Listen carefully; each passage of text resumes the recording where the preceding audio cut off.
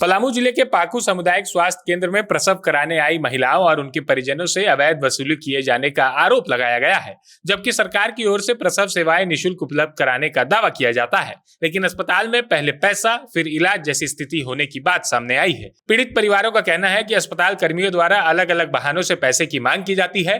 पैसे नहीं देने पर मरीजों को देर रात गंभीर स्थिति बताकर बड़े अस्पतालों में रेफर करने की धमकी दी जाती है। सबसे हैरान करने वाली बात यह है कि जिन मरीजों को पहले गंभीर बताकर रेफर करने की बात कही जाती है, उन्हीं का पैसा मिलने के बाद उनका सामान्य प्रसव उसी अस्पताल में कर दिया जाता है। इससे पूरे मामले पर गंभीर सवाल खड़े हो रहे हैं। मरीजों और परिजनों का आरोप है कि बिना पैसे दिए उचित इलाज नहीं किया जाता है और उन्हें अनावश्यक रूप से परेशान किया जाता है। स्थानीय लोगों का कहना है कि स्थिति लंबे समय से बनी हुई है, लेकिन शिकायतों के बावजूद अब तक कोई ठोस कार्रवाई नहीं की गई है।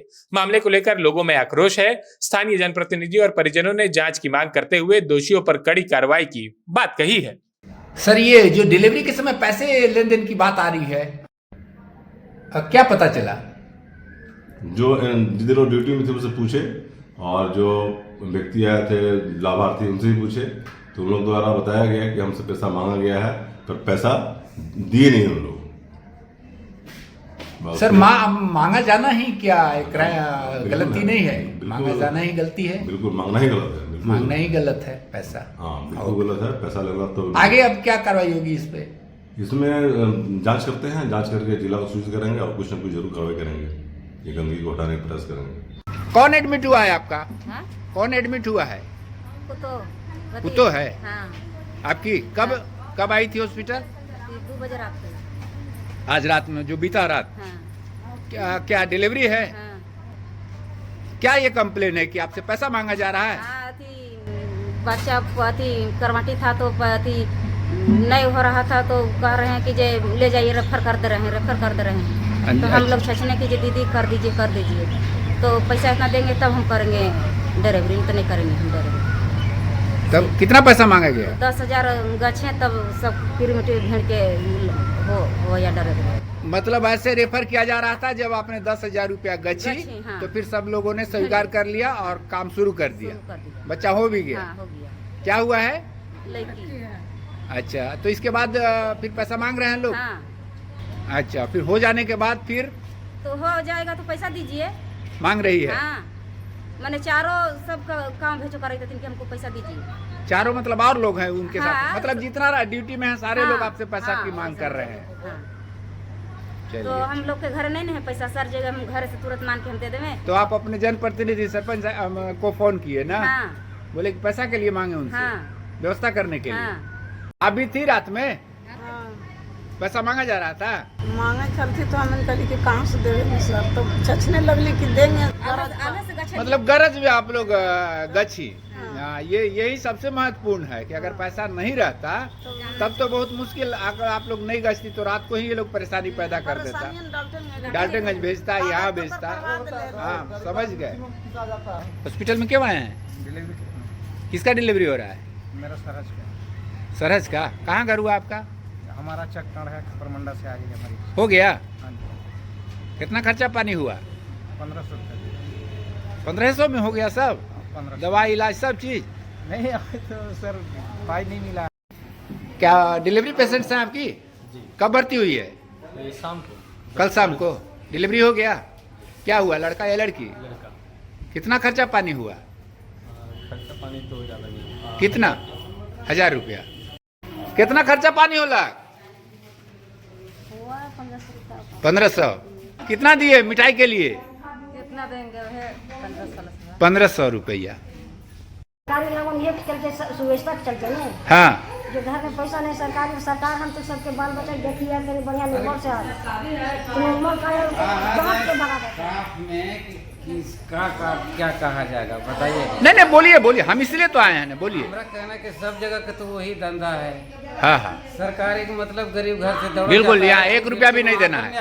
1 रुपया नहीं, सुरक्षित आवे आदमी। 1 रुपया भी नहीं देना है। तो फिर यहाँ पर आने के बाद कुछ न कुछ वही दवाई रह ही जाता है कि यहाँ 200 दो, वहाँ 400 दो, ये देना ही पड़ेगा। इस जगह हम ये नहीं समझते हैं कि सरकारी और आम में कोई फर्क है। मतलब प्राइवेट जैसा व्यवहार हो रहा है आपको? कम बेसी। अनुभव हम लगाते हैं, हम क्या ज्यादा कहेंगे। आदमी हम तो चाहते हैं कि आते हुए सुरक्षित मिला जाए। हाँ, होना ही चाहिए, वही होना चाहिए। इतना सरकार दे रही है तो इतना लोकल कुछ व्यवस्था कर रखी है कि नहीं। आपकी पत्नी का भी यहाँ डिलीवरी हुआ था क्या? हाँ हुआ। ऐसा लोगों का कंप्लेन है, आपसे भी पैसा की मांग की गई? हाँ मांगा गया। दिए पैसा? दिए। कितना? 5,500।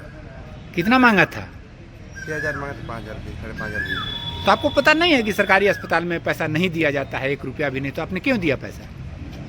मांगा गया तो दे दिए। अच्छा, आपको नियम का पता नहीं होगा। ये लोग आपको फोन की थी? नहीं, इन लोग जाके हमसे संपर्क किया, हमारे दरवाजे पर गया। हम बोले कि 10 मिनट में हम प्रभारी को फ़ोन किए, तो प्रभारी का फ़ोन स्विच ऑफ था। हम बोले कि 10-15 मिनट में आ रहे हैं, तुम बाहर रहना और बोलना कि हम पैसा व्यवस्था कर रहे हैं। उसके बाद हम 15-20 मिनट में हम वहाँ से आके प्रभारी के डेरा गए, और डेरा उनको दरवाजे सोए हुए थे, हम खुलवा कर उनको बोले कि हमारे यहाँ का बालूडी का चंद्रिका भूया का फोटो का डिलीवरी हुआ है, उसमें मरीज से 10,000 रुपया गछवा कर डिलीवरी करवाया गया है और पुनः 10,000 रुपया मांगा जा रहा है। और उसके बाद प्रभारी उन लोग से फ़ोन किए तो सीधे उन लोग डिनाई कर रहा है। हम तो बोल ही रहे हैं कि भाई मांगा गया है। बिल्कुल बिल्कुल। हाँ, मांगा जाना ही। हाँ, वो तो, और इसी के एवज में उन लोग मेहनत की, तो हम प्रभारी से बात किए क्या ये प्राइवेट हॉस्पिटल है कि सरकारी है, आप इसका जवाब दीजिए। तो बोले कि हम जांच कर रहे हैं।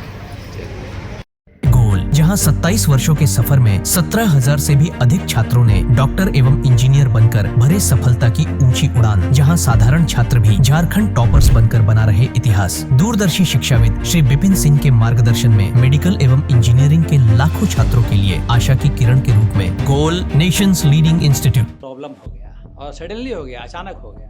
तो Jeevan Jyoti super specialist hospital में एडमिट करके इनका एंजियोग्राफी कराया। एंजियोग्राफी करने के बाद वो अपना रिपोर्ट दिया कि इनका 95% प्लस ब्लॉकेज, स्टेंट से काम नहीं चलेगा, इनको बाईपास करना ही पड़ेगा। तो कबीर हर्ब है। जब यहाँ पहुँचे फर्स्ट टाइम में इनको दिखाया तो माशाल्लाह रिपोर्ट बहुत बढ़िया है। 1 सप्ताह अंग्रेजी दवा चलाना है, उसके बाद दवाई बंद कर देना है।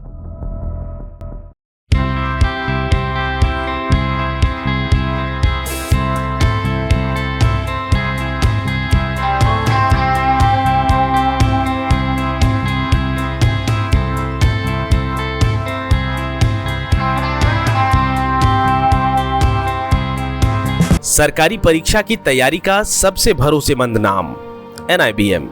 अच्छा कोचिंग ढूंढ रहे थे तो फिर गूगल में ही बताया कि यहाँ का रेटिंग भी बहुत अच्छा था। पुरुलिया से आए हैं यहाँ पर कोचिंग करने के लिए।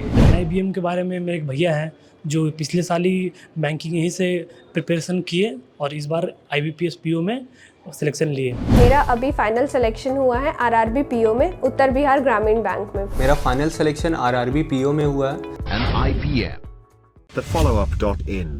Like, share and subscribe. www.thefollowup.in